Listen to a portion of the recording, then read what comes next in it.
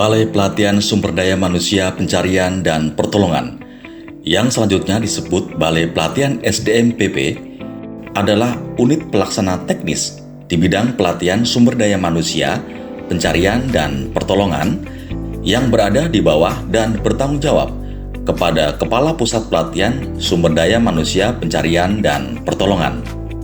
Balai Pelatihan SDM PP mempunyai tugas melaksanakan pelatihan sumber daya manusia di bidang pencarian dan pertolongan dengan menyelenggarakan fungsi, di antaranya adalah pelaksanaan pelatihan pegawai aparatur sipil negara dan pelatihan-pelatihan di bidang pencarian dan pertolongan bagi potensi pencarian dan pertolongan.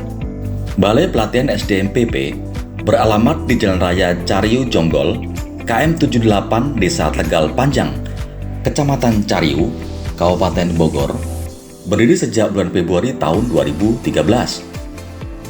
Balai Pelatihan Sumber Daya Manusia Pencarian dan Pertolongan menempati lahan seluas 24,604 hektar dengan fasilitas meliputi gedung utama untuk perkantoran, gedung serbaguna dengan kapasitas 250 hingga 300 orang, klinik Pratama, Masjid Baitur Rahman, asrama sebanyak 24 kamar dan setiap kamar dapat ditempati sebanyak 2 orang, ruang makan dengan kapasitas 100 orang, barak 2 blok dan masing-masing 2 lantai dengan kapasitas 156 peserta, tempat kesemaptaan, ruang kelas 2 lantai, terdiri dari 2 kelas besar, masing-masing dengan kapasitas 50 peserta, dan 4 kelas kecil, masing-masing dengan kapasitas 40 peserta, rumah susun 4 lantai dengan 50 kamar, warehouse atau gudang perlengkapan, simulator urban baru,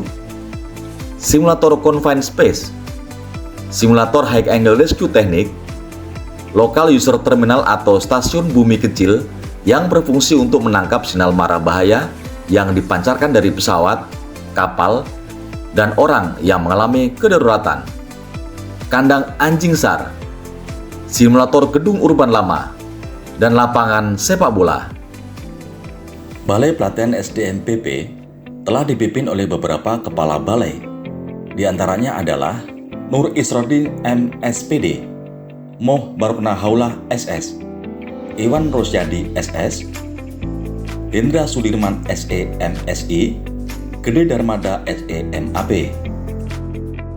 Balai Pelatihan SDM PP saat ini dipimpin oleh Bapak Heru Suartanto selaku Kepala Balai, dibantu oleh Bapak Waidin Tatar Purnama selaku Kepala Subbagian Umum, Bapak Agung Priambodo selaku Kepala Seksi Penyelenggaraan Pelatihan, dan Bapak Adi Abdillah selaku Kepala Seksi Sarana dan Prasarana.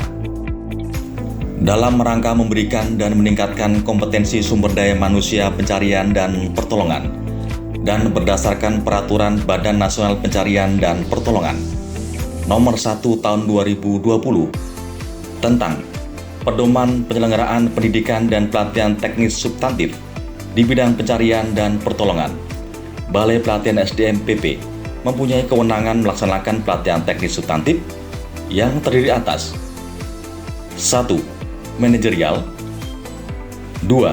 Pencarian dan pertolongan, 3. Logistik, 4. Medis. Ada 8 pelatihan teknis substantif di bidang manajerial, diantaranya adalah pelatihan koordinator misi pencarian dan pertolongan atau pelatihan SMC, pelatihan perencana operasi pencarian dan pertolongan atau pelatihan SARPLAN, dan instruktur pencarian dan pertolongan.